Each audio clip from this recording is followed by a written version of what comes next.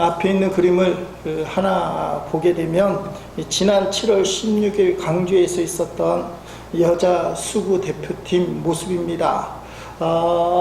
지금 손을 갖다 대고 울고 있고 격려하고 있고 그러고 있습니다. 저 모습만 보면 여자 수구 대표팀이 경기에서 이겼거나 우승을 했거나 대단히 좋은 성적을 거둔 것으로 그렇게 보이는데, 실제로는 러시아하고 경기를 했는데 30대 1 스코어로 졌어요. 29점 차로. 근데 저 난리예요. 왜 저렇게 난리를 쳤느냐?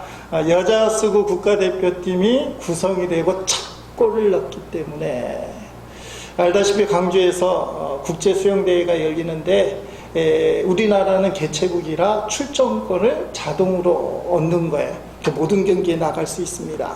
그래서 여자 수구 국가대표팀이 한 번도 있었던 적이 없어요. 이번에 대회에 나간다고 하니까 갑작스럽게 수구 선수들을 모으고 경기 시작 전 40일 전에 그때 모여갖고 연습을 시작했습니다. 그래서 1차전에 헝가리하고 붙었는데 그때 스코어는 60대 0. 별로 놀라지 않아요. 여자 국제 수구대회 여태까지 전적 중에 가장 큰 스코어 차이로 60대 떡으로 졌어요. 1차전에서. 그럴만 하잖아요. 2차전에서 러시아에서 했는데 30대 1. 여러분, 이게 잘한 거예요. 헝가리하고 64대 0. 1차전에서 64대 0으로 지고 한 점도 못 얻었다가 러시아 경기에서 딱 한 골을 넣었는데 너무 감격한 거예요. 그래서 저 선수들이 얼싸안고 울면서 드디어 우리가 한 골을 넣었다. 여러분, 한 골을 넣고 저렇게 감격하는 저 모습을 이해가 되십니까? 딱 한 골 넣었는데. 저는 저 장면을 보면서 우리에게 딱 한 골을 넣게 된다면 그게 예수님이 아닐까, 그런 생각을 좀 해봤습니다. 예수님이란 골을 넣으면 된다. 이 세상 모든 걸 얻지만 예수님을 놓쳐버리면 그 인생은 망한 인생이 돼요. 근데 이 세상 모든 걸 놓쳤지만 예수님을 딱 잡게 되면 그 끝이 좋은 인생. 그래서 예수님을 얻으면 다 얻은 것이고 예수님을 놓치면 다 놓친 것이다. 왜요? 예수님을 얻게 되면 영생복락, 천국, 그게 우리에게 보장이 되기 때문에 우리의 인생이 육신의 삶의 끝이 아니라 그 이후의 삶이 있는데 그 이후의 삶이 주님과 함께 영원히 사는 삶으로 보장이 되기 때문에 그렇다는 겁니다. 인생에 딱 한 골을 넣는다면 예수님을 붙잡는 골. 열흘 전쯤에 어떤 목사님이 그런 설교를 듣습니다. 우리 집사람이 유튜브 설교 많이 듣는데 그 내용 중에 하나가 예수님 믿는 게 최고의 복이다. 그러면서 신랄하게 성도들의 그 기복주의를 비판을 하는데, 예수님 믿는 복을, 가장 큰 복을 받았는데 뭘 성공하려고. 요새 교인들도 인정하는 거잖아요. 대학 입시 위해서 꼭 우리 애만 대학교 들어가게 해달라고. 옛날에는 대학 입시에서 떨어져서 갈 데가 없는 애들이 생기니까 그게 있는, 요즘 갈 데가 너무 많아요. 그래서 목사님도 이제 편하게 설교하는데 꼭 대학 입시 성공하는 게 하나님의 뜻이냐고, 그게 복이냐고. 그게 아니라고. 예수님 믿는 복이 제일 큰 복이고, 그 복을 받은 사람은 이 땅에서 예수님처럼 살아가는 게 더 큰 축복이다. 그런 말씀을 하는 것에 정말 마음을 내놓고 동의가 되는, 정말 가슴이 떨릴 정도로 공감이 되는 그런 메시지였습니다. 여러분, 우리는 가장 큰 복을 받은 성도, 예수님 믿는 복인데, 근데 그 복을 받았으니까 그 복을 세상에 누리고 예수님을 보여주는 그게 진짜 복이다.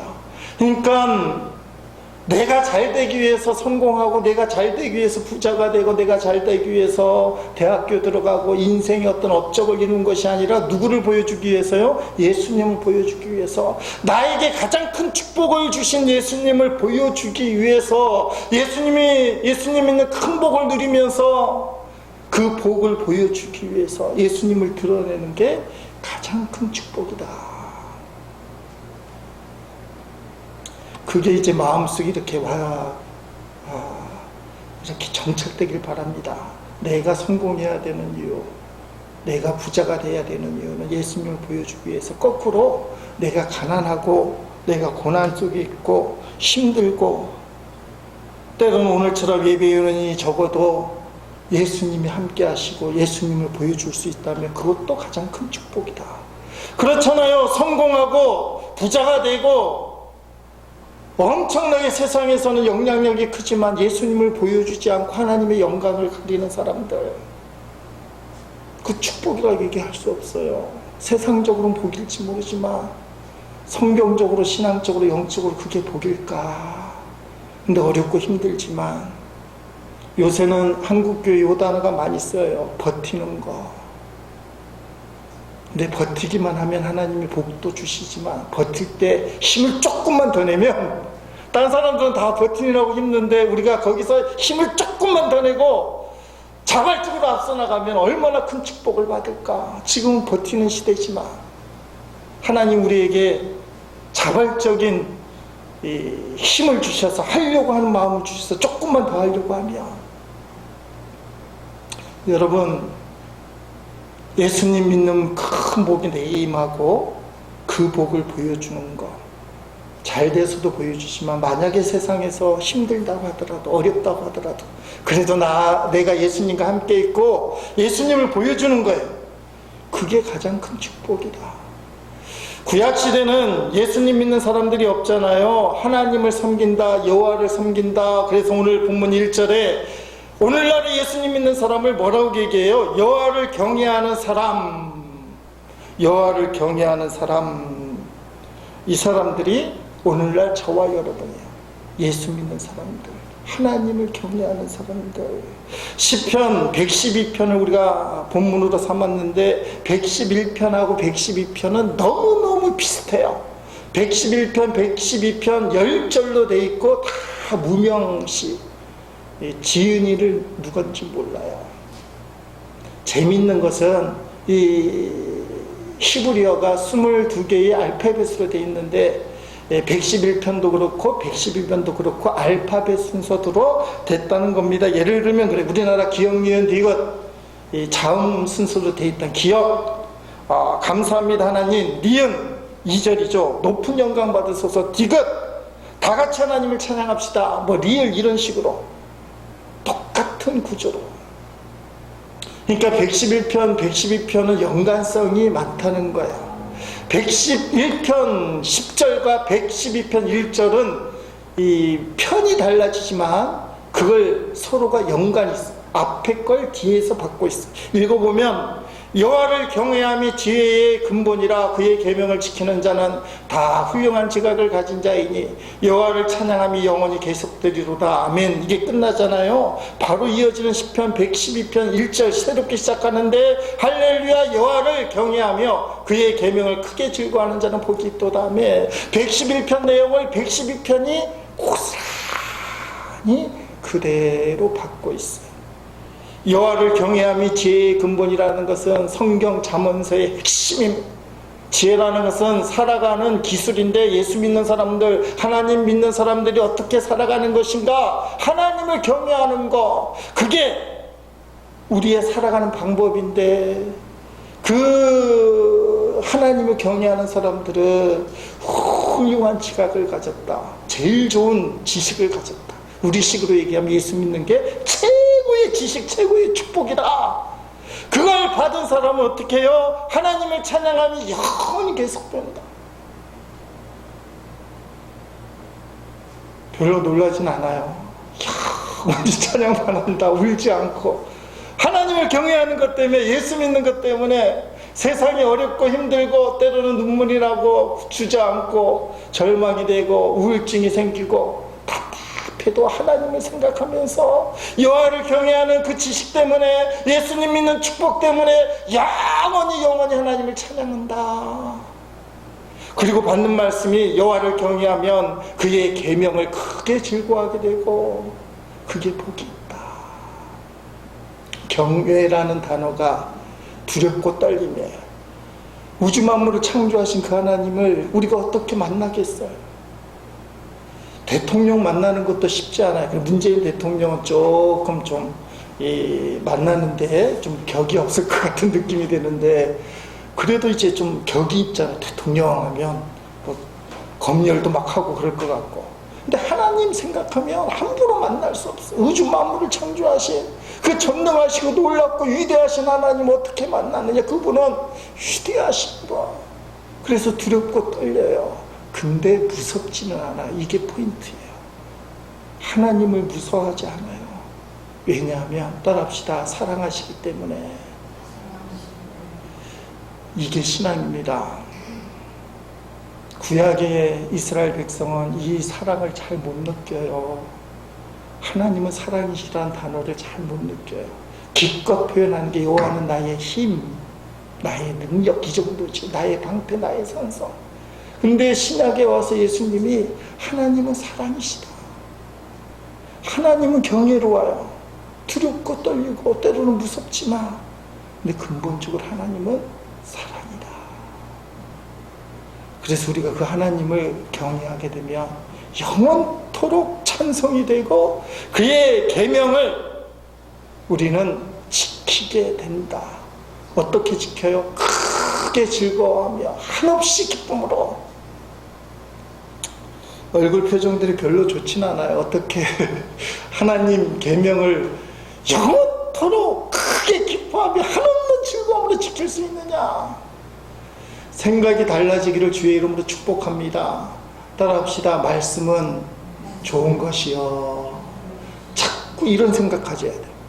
마귀는 그 생각 못 갖게 만들어요. 너 신앙생활이 얼마나 힘든 줄 알아? 하나님 경외하는 게 얼마나 힘든 줄 알아? 너 하는 거 봐. 성경 말씀은 영원히 하나님을 찬양한다고 얘기하지만 그게 될 것 같아? 아니, 하나님의 계명을 어떻게 크게 즐거워해? 하지 말라는 게 그렇게 많은데, 너 세상에서 네 마음대로 살고 싶은데 못하게 하는 게 다 계명이잖아, 말씀이잖아. 그걸 어떻게 크게 즐거워하면서 지켜? 자꾸 하나님을 멀리하게 만들고 말씀을 멀리하게 만들고 찬송을 못하게 하는 게 정상처럼 얘기해요. 근데 거기에 다 놀아나요. 목사도 놀아났어요. 저도 놀아났어요. 인간인데 어떻게 그래? 인간은 안 되지만 주님이 하셔요. 내가 하는 내 힘으로, 내 결단, 내가 하고자 하는 그 마음으로는 안 되는데 주님께 맡기기 시작하면 되기 시작해요. 그래서 제가 강조하잖아요. 신앙생활을 하는 것보다 되는 거다. 자꾸 못하게 안 하게 그 마음을 마귀는 주는데요. 근데 될 수 있어. 마음의 작정을 하고 결단을 하고 하나님을 영원히 찬양할 거야. 나는 계명을 크게 즐거워할 거야. 말씀에 그렇게 기록되어 있잖아요. 복을 받은 사람, 예수님이라는 큰 복을 받은 사람은 하나님을 영원히 찬양하고 계명이 크게 즐거워하는 게 복을 받은 자라고. 난 그렇게 할 거야. 말씀을 믿을 거야. 될 줄로 믿습니다. 되는 거예요. 자꾸 안 된다고 생각하니까. 여러분, 계명에 대해서 요한일서 5장 3절에 이렇게 얘기해요. 하나님을 사랑하는 것은 그 계명을 지키는 것입니다. 하나님의 계명은 무거운 짐이 아닙니다. 아멘. 사도 요한도 성도들 초대교회 하는 거 보니까 계명이 무겁대요. 무겁다고 느끼는 사람이 많잖아요. 목사가 아무리 떠들어도 말씀 들어 사는 거 힘들어요. 무거워요. 근데 알고 나면 계명은 무거운 게 아니에요. 예수님은 직접 이런 말씀을 요한복음 14장 21절 나의 계명을 지키는 자라야 나를 사랑하는 자니 나를 사랑하는 자는 내 아버지께 사랑을 받을 것이요 나도 그를 사랑하여 그에게 나를 나타내리라면. 예수님이 직접 하신 말씀이에요. 예수님 사랑한다고 얘기하면서 계명을 안 지키는 사람들, 예수님 사랑한다고 얘기하면 예수님이 주신 말씀이 마음에 들어오고 그걸 지키게 되고, 그럼 하나님이 그를 사랑하고, 더 놀라운 사실은 예수님이 그에게 나타나리라. 경험되어지기를 축복합니다. 말씀 붙들고 신앙을 갖고 열심히 살려고 하면 주님이 나타나요. 이런 경험이 없으면 여러분 신앙생활이 참 힘들어요. 저도 여러 가지 고민이 있고 문제가 있고 때로는 답답하고 그럴 때 주님이 이렇게 만져주는 거. 그저께 강단에서 잠을 자는데 저는 이불을 덮지 않고 자요. 더워서. 근데 한 3시쯤 되는데 갑자기 누군가 막 깨우는 거야. 으스시한 느낌이 들면서. 근데 귀에 환청같이 들린 게 좀 문제가 생길 수 있는데 이불을 덮고 자야 돼. 그러는 거야. 별로 이상하게 안 봐줘서 감사합니다. 그래서 이불을 덮고 잤어요. 근데 나중에 해석이 그냥 이불 덮고 앉으면 몸살이 올 것 같은 느낌, 몸살기가 있는데 누군가 이렇게 깨우더니 이불을 덮고 자야 돼. 예수 안 믿는 사람은 본능이 그렇다고 얘기할 거예요. 본능이 이대로 자면은 너 몸살 걸리니까 이불 덮고 자야지, 본능이 깨웠다고 얘기하는데 내 안에 어떤 영이 있는 거예요. 요한 해수의 목사님도 그 영 얘기를 해요. 우리에게 있는 영과 성령이 그 인도함, 이런 느낌들이 있어요. 주님이 이렇게 나타나는 느낌. 개인적인 간증은 상당히 조심스럽습니다. 성경적이지 않으니까. 근데 그 느낌을 받으면 감사가 되는 거예요. 주관적인 체험이기 때문에 여러분에게 이게 진리라고 얘기하지 못하지만 저에게는 그게 큰 은혜가 되는 거예요. 주님이 나를 새벽 3시에 깨우더니 이불을 덮고 자야 돼. 제가 본능 같으면 이불 안 덮고 자요. 근데 주님의 말씀이라고 생각되니까 목까지 탁 덮고 자는 거예요. 깰 때까지. 주님이 말씀해 주셨으니까. 본능대로 하면 몸살기가 있어도 이불을 덮지 못하는 거예요. 주님이 나타난다. 인간이 지은 첫 번째 죄를 아시잖아요. 에덴 동산에 하나님이 아담과 하와를 창조했는데 인간이 처음 지은 죄를 온 죄라고 얘기하는 어떤 죄입니까? 하나님 말씀을 안 듣게 만드는 죄. 하나님이 선악과 따먹지 말고 말씀 계명을 딱 주셨는데 그걸 못 지키게 하는 게 누구예요? 마귀예요. 한번 봐봐. 먹음직스럽고 보암직스럽고 탐스럽기도 하고, 너 저거 보고도 죽지 않아. 하나님처럼 돼. 오늘날도 마귀는 똑같이 얘기해요. 너 하나님 말씀대로 살 것 같아. 여기 말씀이 큰 복. 그래, 예수 믿는 게 큰 복이라 치자. 그 복을 받았다고 해서 평생 하나님을 즐겁게 찬양해? 그게 될 것 같아? 너 말씀을 크게 즐거워하면서 지키는 것이 가능할 것 같아? 인생이 얼마나 힘든데. 너 어저께도 울었잖아. 어저께도 찌질이처럼 슬퍼하고 절망했잖아. 그러면 그게 맞아 보여요.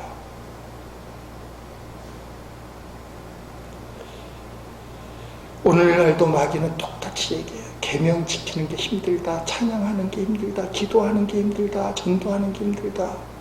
너가 할 건 아니야. 너는 그 정도면 돼. 말씀 지키는 게 상당히 중요합니다. 계명을 지키는 것. 계명은 하나님의 명령이지만 오늘날로 치면 말씀. 말씀이 무엇이 있습니까? 성경, 큐티, 생명의 삶, 그리고 오늘 설교. 이걸 듣는 것, 그리고 이걸 지키는 것. 이게 중요하다. 여러분, 우리가 말씀에 집중하지 못하면 반드시 마귀가 그 틈을 타고 들어와요. 마귀는 우는 사자처럼 삼킬 자를 찾아다니는 거예요. 우리가 사자를 잘 안 만나서 그러는데 새끼 사자 이 앞 발바닥이 사람 얼굴만 하대요. 새끼 사자가. 아프리카 같은 데 보면 새끼 사자를 풀어놓고 사람들하고 새끼 사자는 어리니까 사진도 찍게 만드는데 그 새끼 사자하고 사진 찍으러 딱 가면 새끼 사자 손 발바닥이 새끼 사자는 손이 아니죠. 발바닥이 사람 얼굴만 하대요. 근데 그 사자가 크면 얼마나 하겠어요. 근데 그 사자가 두루 다니면서 산길차를 찾는데 말씀을 지키지 않는 사람들, 하나님과의 관계가 멀어진 사람들 물고 삼킨다는 거예요. 100%. 주의 음성을 무시하게 만들고 너 그렇게 안 되는 거야. 현실적으로 안 되는 거야. 여러분, 우리가 주의 음성을 듣기 원합니다. 요 근래 우리 교회가 해야 할 일이 뭐냐 하면 기도와 전도에 더욱 힘을 써야 되겠다. 기도와 전도에, 여러분에게 드리는 말씀도 그렇지만 저 자신이 기도와 전도에 더 힘써야 되겠다. 여러분, 기도하는 시간이 기쁨이 되고 말씀 보는 게 큰 힘이 되고, 결론적으로 얘기하면 내가 말씀을 지킨다고, 말씀 보는 걸 내 습관적으로 지킨다고 하는데 말씀이 나를 지켜주는 느낌, 전도하는 게 기쁨이 되고, 이게 성경적으로 복받은 사람의 모습이라는 거예요. 이게 가능하다는 거예요. 그러기 위해서 결단해야 되고, 그러기 위해서는 여러분이 마음속에 나는 꼭 그렇게 하리라. 왜냐하면 내가 복을 받았기 때문에. 마음의 작정과 결단이 중요합니다. 그리고 거기에는 기도가 필요해요. 기도. 따라합시다. 결단, 기도하자. 지난 목요일날 우리 부산 지역에 목사님들이 목요일 아침 7시 반마다 전도하는 모임이 있습니다. 오래됐다고, 한 5년쯤 됐다고 그러는데, 저희는 화요일날 기도하는 모임이 있고 그 모임은 목요일날 전도한다고 해서 번영록 교회 산다고 해서 가봤어요. 목사님들이 우리 강복 기도회에서도 갔는데 한 8분 정도 이렇게 모였어요. 목사님들이 아침 7시 반에 모여서 전도를 하니까 특별하게 전도할 줄 알았어요. 근데 옷도 헐렁하게 편하게 입으시고 슬리퍼 신으신 목사님도 계시고, 종이 가방에 전도 티슈 100개쯤 넣고는 번영록 교회 앞에는 지하철도 있고 버스 승강자도 있는데 거기 가서 그냥 나눠주는 거야. 교회에서 왔습니다. 예수님 믿으세요. 말하는 목사님도 있고 안 말하는 목사님도 있고. 아니, 별게 아니에요.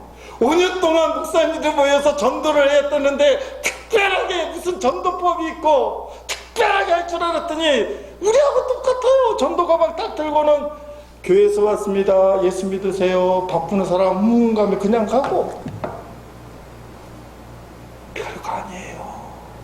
근데 그게 5년째 된 거예요. 아무나 할 수 있다고요. 근데 현실은 아무나 못해요. 왜요? 영적 전쟁이 있기 때문에. 기도, 전도 아무나 할 수 있어. 근데 현실은 아무나 못해요. 영적 전쟁이기 때문에 그래요.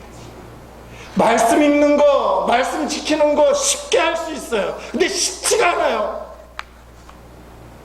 영적 전쟁이기 때문에.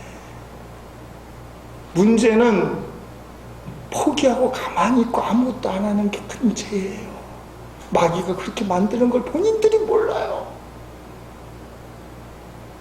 그래서 그 목사님들이 목요일 날 모여서 7시 반 계속 하는 게 능력이라는 거예요. 어떻게 보면 아까 말씀드린 것처럼 버티는 거예요. 주님 붙들고 버티는 거예요. 왜냐하면 지금은 버티지도 못하는 사람들이, 버티지도 못하는 목사들이, 버티지도 못하는 교회들이 너무나 많기 때문에 버티기만 해도 은혜가 되는 시대예요. 실제로 목사님들이 1년 동안 전도 한 번 안 하는 목사님이 많다는 거예요. 여러분 얘기하는 거 아니에요. 부름받은 기름 부은 목사님들. 근데 그 목사님들은 일주일에 한 번씩 교회를 다니면서 하는 거예요. 그게 힘이라는 거예요. 너무나 쉬운 일이고 아무나 할 수 있는데 아무 목사가 하는 게 아니란 말이에요. 여러분, 전도하고 기도하는 거 쉬워요. 그러나 아무나 못하는 이유를 알아야 돼요.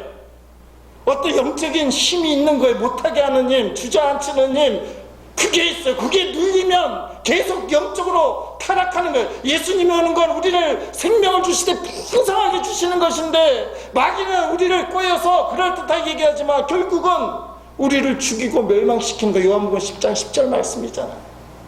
그럴듯해요. 마귀가 택도 없는 이야기로 우리를 유혹하지 않아요. 봐봐, 현실을 봐. 너 그거 할 필요 있었다고 생각해? 너가 될 것 같아? 아니면 다음에 하자. 목사님을 디스해서 내 자신을 돋보인다 뭐 이런 생각은 없지만 필요한 말을 합니다. 지난 목요일날 친구 목사님 교회에서 있었던 일인데, 몇몇 할머니 권사님들이 목요일날에 기도원을 가자고 요청을 했대요. 전도도 같이 한 목사님이신데, 끝나고 11시, 7시 반에 전도하고요, 1시간쯤 하고 아침에 식당이 없다고 롯데리아 가서 햄버거 세트로 밥을 주더라고요. 맛있더라고요. 돼지 국밥 정도 값이 돼. 7,000원, 8,000원. 그리고 11시에 그분은 이 기도원 가시면 돼. 근데 일기예보가 어떻게 나왔냐? 비가 올 것 같다. 좀 흐렸어요. 그래서 우리 기도 모임 하는 목사님 중에는 비가 오기 때문에 저는 안 갑니다. 할머니 목사님이 또 그렇게 하셨는데. 근데 그 교회가 문제가 생긴 게 비가 올 것 같은 분위기라서 할머니들이 올까 안 올까.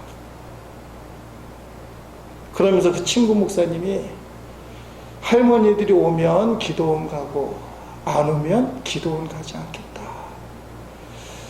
저는 그 목사님 심리를 모르겠어요. 처음 전도 나가서요, 아파트 벨을 띵동 누르고, 처음 전도한 사람은 띵동 누르고 사람이 있기를 바랄까요? 없기를 바랄까요? 안 해봐서 모르잖아요. 없기를 바래. 띵동 띵동 해서 아무런 소식이 없으면 마음이 좀 놓여요. 이번은 아니구나. 근데 이게 좀 이력이 나면 띵동 하면 사람이 나와야지. 왜냐면 헛수고니까. 안 나오면 헛수고잖아요. 띵동에서 나와서 부대껴야 되는데 안 나오면 헛수고예요. 근데 초보자는 띵동하고는 아무런 소리가 없으면 마음이 갑자기 쏙 놓여요. 이번은 안 해도 되는구나. 그 목사님 마음이 고마움이에요. 교인들이 억지로 하는 표현을 제가 잘못 썼습니다만, 기도원 가자고 했을 때 할머니들이 오면 가고 안 오면 안 가고, 나중에 알아보니까 안 갔대요. 안 왔으니까. 근데 가슴이 아픈 거예요. 그 사인이 할머니에게 주시는 걸까? 왜 그 목사님은 혼자라도 안 갔을까? 새벽 기도에 아무도 없다면 기도회를 하지 말아야 되나? 아니잖아요. 사람과 상황이 지게 만들어요, 마귀는. 근데 본인은 그걸 몰라요. 그게 마치 정상이에요. 할머니들이, 권사님들 가기로 해놓고 안 오시니까 안 가는 건 맞지. 안 맞아요. 자꾸 포인트를 사람과 환경, 자기 마음에 두면 계속 지는 거예요. 여러분, 지금 상황을 잘 봐야 돼요. 나의 상황. 그래서 내가 뭔가 지금 어디에 내가 집중하고 있느냐, 주님께 집중하고 있느냐, 아니면 환경, 상황, 거기에 집중하냐. 마귀가 갑자기 내 마음에 딱 나타나서 너 이렇게 해야 돼, 이렇게 안 하잖아요. 그럴듯하고 합리적이고 마치 그게 정상인 것처럼 우리에게 다가와서 우리로 하여금 그렇게 묻혀 살게 만든다는 거예요. 그걸 깨달아야 돼요. 그래서 내가 주님 바라보면서 한 가지를 바꾸기 시작합니다. 한 가지. 내가 이 주간을 한 가지 바꿔보자.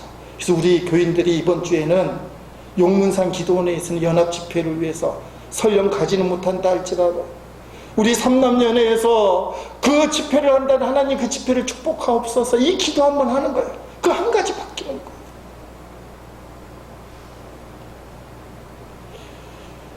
하나님이 기도하라는 사인을 주면요, 상황과 환경을 따라가지 말고 따라갑시다. 기도하자.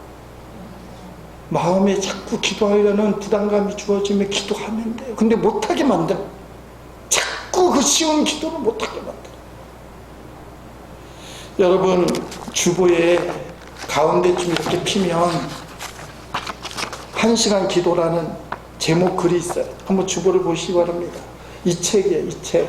7월에 나온 유기성 목사님 신강입니다. 1시간 기도. 이 내용은 프롤로그에 나와 있어요.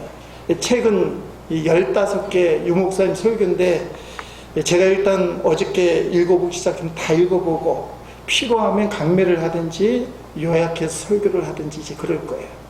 그 중에서 여러분 1시간 기도 가운데 해야 할 것 그 부분부터 19줄까지 밑에 실제로 위에까지 제가 한번 천천히 읽어볼게요. 한번 이렇게 눈을 읽으세요. 제가 읽어볼 테니까. 해야 할 것이 하고 싶어지고 하지 말아야 할 것이 하기 싫어져야 복될 텐데 대부분 반대이기 때문에 문제입니다. 안타깝게도 저의 기도가 그랬습니다. 그래서 1시간 기도가 계속 마음의 부담이었지만 실제로 기도하기까지 시간이 오래 걸렸습니다. 그러나 기도해야 한다는 주님의 강권하심이 너무나 강해서 결국 1시간 기도 시간을 갖는 일에 순종하게 되었습니다. 매일 일과 중에 1시간을 따로 구별하려니 익숙하기까지 한 달 정도 반드시 해야 할 외에 다른 일들을 중단해야 했습니다. 그렇게 기도하면서 놀라운 것을 깨달았습니다. 기도 시간이 주님과의 사랑의 교제임을 느낀 것입니다. 요한복음 15장 4절에서 주님은 내 안에 거하라고 하셨는데 주님이 우리에게 원하시는 기도는 열심히 하는 기도가 아니라 주님 안에 거하는 기도임을 알았습니다. 제 영혼과 몸과 마음을 살리는 뜻이었습니다. 저에게는 무거운 짐이 많습니다. 제 능력으로 도무지 감당할 수 없는 것들입니다. 그런데 기도하기 위해 주님 앞에 나가니 그 짐을 주님 앞에 다 내려놓을 수가 있었습니다. 매일 1시간 기도하는 것은 무거운 짐을 하나 더 지는 것이 아니라 우리의 마음이 쉬면서 주님으로부터 새 힘을 공급받는 시간이었습니다. 주님이 원하시는 것은 제가 주님과 보조를 맞추며 주님 안에서 재충전을 얻는 것이었습니다. 주님 안에서 쉬는 시간 기도였습니다. 아멘. 20년 전에 제가 부산제리에서 부목으로 섬길 때도 유목사님 이 얘기했어요. 1시간 기도하자. 근데 놀라운 것은 지금 감리교에서 부담금을 제일 많이 나는 소위 말해서 제일 큰 대형교회 목사님이 1시간 기도 운동 한다는 거, 이게 놀랍지 않습니까? 10시간 기도 운동, 5시간 기도 운동, 최소한 목사는 3시간 기도 운동, 이게 정상인 것 같은데 지금 우리의 영적 상태가 이 유목사님이 제발 1시간만 기도합시다. 왜냐하면 목사들이 1시간도 기도 안 하니까. 교인들은 기도할 생각을 안 하니까. 자기 자신 돌아봐요. 예수 믿는 가장 큰 복을 누린다고 하면서 내가 예수님을 사랑한다는 표현을 얼마나 하는지. 너무 답답하니까 5년 전에 이 책 나오면 사람들이 웃었을 거예요. 아니 기껏해야 목사가 외치는 게 1시간 기도 운동이 말이 되냐고. 어떤 목사님은 7시간 기도, 최소한 5시간 기도, 이 정도는 해야 기도 운동이지. 근데 한국교회 교인들과 목사들이 영적으로 타락할 때도 떨어질 때도 떨어져서 외쳐 부르짖는 목소리가 1시간 기도가 무거운 짐인 줄 알았더니 기도하고 나니까 짐을 떨고는 그때 재충전이 되는 힘을 얻는 시간이었습니다. 5년 전만 나와도 우스운 이야기일 거예요. 웃기는 이야기다. 목사가 1시간 기도 운동한다고. 근데 우리 현실을 봐요. 여러분 5분 기도하셔요. 하루에 5분 기도하셔요.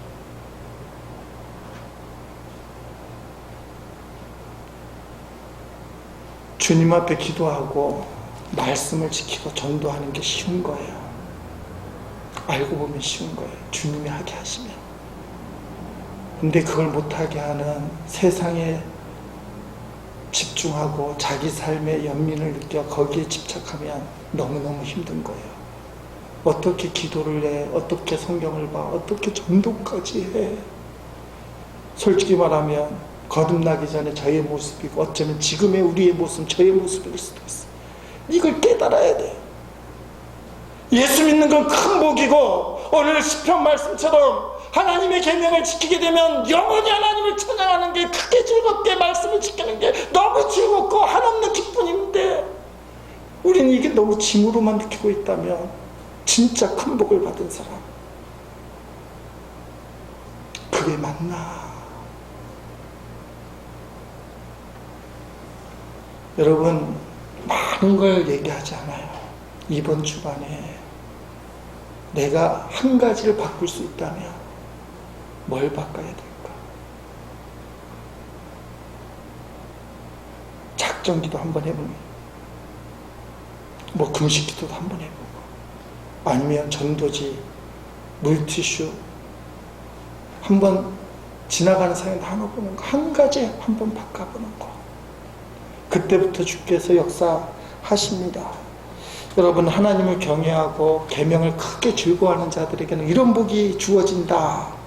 오늘 본문 2절 4절 보니까 좋은 말씀이 많이 나옵니다. 어떤 말씀이 나옵니까? 그의 후손이 땅에서 강성하며 정직한 자들의 후손이 복이 있으로다면 후손들이 복을 받는다. 부와 재물이 그의 집에 있으며 그의 공의가 영구히 서 있으로다면, 우리가 너무 좋아하는 말이에요. 부와 재물이 많다. 정직한 자들에게 흑암 중에 인생의 흑암이 탁 비칠 때 빛이 일어나나니 그는 자비롭고 긍휼히 말하며 의로운 이로다. 아멘. 근데 이거는 사실은 진짜 복은 아니에요.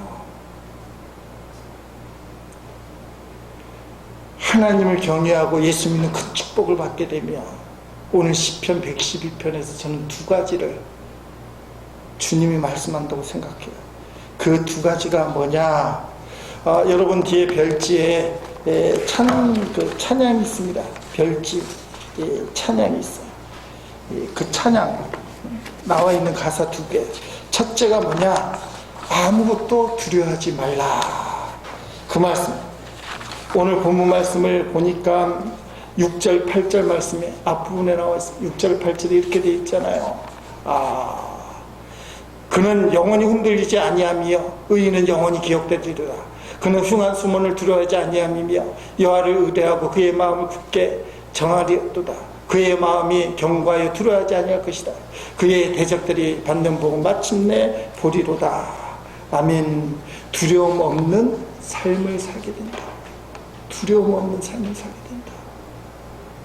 믿음의 반대말은 불신이 아니에요. 그건 불신자들에 해당되니까. 예수 믿는 가장 큰 복을 받는 우리에게 믿음의 반대말은 세상의 두려움이에요. 믿음대로 살면 될까? 정말 주님하고 함께 동행하면 아무런 문제가 없을까? 자꾸 그게 두렵게 만들어요. 자꾸 그게 안 될 것처럼 만들어요. 근데 문제보다 크신 하나님을 바라보게 만드는 거예요. 여호와를 경외하는 사람. 시냇가에 심기운 나무처럼 흔들림이 없습니다. 바람에 나는 겨와 같지 않습니다. 주님이 지켜주시기 때문에 아무런 두려움도 없습니다. 주님을 신뢰하기 때문에. 여러분, 거기 나와 있는 아무것도 두려워 말라 가사를 보세요. 아무것도 두려워 말라. 주 나의 하나님이 지켜주시네. 놀라지 마라. 겁내지 마라. 주님 나를 지켜주시네. 내 맘이 매겨워 지칠지라도 주님 나를 지켜주시네. 세상의 험한 풍파 몰아칠 때도 주님 나를 지켜주시네. 주님은 나의 산성, 주님은 나의 요새, 주님은 나의 소망, 나의 힘이 되신 여호와. 아멘. 예수 믿는 가장 큰 복을 받은 사람은 세상이 두렵죠. 두 번째는 베푸는 삶을 삽니다. 5절 9절 말씀 읽겠습니다. 앞에 나오는데 같이 읽어보겠습니다. 은혜를 베풀면서 남에게 구워주는 사람은 모든 일이 잘 될 것이다. 그런 사람은 이를 공평하게 처리하는 사람이다. 그는 가난한 사람들에게 넉넉하게 나누어지니 그의 의로움은 영원히 기억되고 그는 영광을 받으며 높아질 것이다. 네. 베푸는 사람. 받는 자보다 주는 자가 더 복이 됐다고 사도행전 20장 35절에 예수님 말씀이에요. 주님이에요. 친구들, 동기 목사님들이 모이면 제가 하는 말이 있어요. 밥 사는 사람이 형님이다. 친구들이니까 형님이 아니잖아요. 근데 보통 높은 사람이 낮은 사람한테 밥을 사잖아요. 그래서 밥 사는 사람이 형님이다. 그래서 형님 노릇하려고 하는 친구들이 많아요. 제가 감리사로서 모임을 가게 되면 밥값을 혹시 내게 될 때, 차를 먹어야 될 때 차값을 누가 내야 될까요? 감리사. 제가 내야 돼요. 거기서 그 사람의 이제 씀씀이가 나옵니다. 저는 가감하게 내요. 어차피 낼 거니까. 미리 내요. 큰 소리로. 밥 먹으러 가자. 차 먹으러 가자. 어차피 낼 거니까. 왜냐하면 내가 책임자니까. 여러분, 예수 믿는 사람 따라합시다. 주는 사람이다. 자꾸 세상 논리로 세상 많이 얻어먹는 거, 공짜로 얻어먹는 거, 그게 복이고, 그걸 위해서 어떤 사람 목숨을 걸고서라도 공짜로 얻어먹으려고 어떻게 하면 뜯어먹을까. 그래서 빌어먹는 사람이 되는 거예요. 그래서 복받은 사람이 안 되는 거예요. 우리는 복을 주는 사람이, 복을 받았으니까 주는 사람이, 베푸는 사람이. 자꾸 생각을 받겠다. 그래서 제가 기도할 때, 여러분에게 강제는 안 합니다만, 제가 기도할 때 주시옵소서 안 하려고 애를 써요. 하도 몇십 년 배워서 나오긴 하지만, 주옵소서. 어떤 목사님은 기도 끝날 때마다 어미가 주시옵소서. 주는 게 복이 아니에요. 받는 게 복이 아니에요. 은혜를 받으면 나누는 거예요. 베푸는 거예요. 그게 복이에요. 오늘 본문이 그걸 얘기하는 거예요. 여호와를 경외해야 되면 복을 받는데 어떤 복인지 알아? 너는 주는 사람이야. 왜냐하면 받았으니까 주는 사람이야. 너는 베푸는 사람이야. 이게 복받은 사람이에요. 자꾸 받으려고 하지 마요. 가장 제일 중요한, 가장 큰 축복이 뭐예요? 어떤 복을 줘야 돼요? 가장 큰 복은 예수님이에요. 가장 큰 복은 예수님. 내가 가장 큰 복인 예수님을 믿는 복을 받았으니 그 복을 주는 거예요. 그래서 별지 뒤에 하나님의 사랑, 주님의 눈물, 제가 한번 멋있게 불러보겠습니다. 하나님의 사랑, 주님의 눈물, 온 세상이 마여 잃어버린 영혼 찾아 오신 주님, 지금도 우리를 사랑해. 2000년 전 하늘 보자 버리고 이 땅에 오신 주, 하나님 어린 양 되사 생명 주며 이를 증거하라 하시네. 나는 믿네.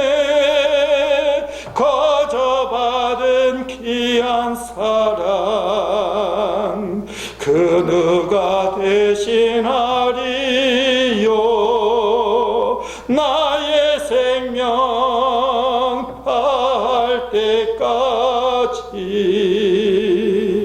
그 사랑을 전하리라. 예수님을 구주로 믿은 우리는 가장 큰 복을 받은 사람. 112편 마지막에 두 가지 이 찬양 갖고 얘기하는데, 세상에 들어오면 발로 차버리세요. 어떻게 찹니까? 아멘 주여, 나는 말씀을 믿습니다. 난 주님을 믿습니다. 두려움이 밀려올 때 차버리세요. 우리는 복을 받은 사람, 그리고 베푸는 사람이 되는 거예요. 우리는 가장 큰 복을 받았기 때문에 그 복을 베푸는 사람. 우리 제일에 속한 성도님들이 환경에 속지 않고 주님만 붙들고 두려워하지 않고 베푸는 삶을 사시기를 주의 이름으로 축원드립니다.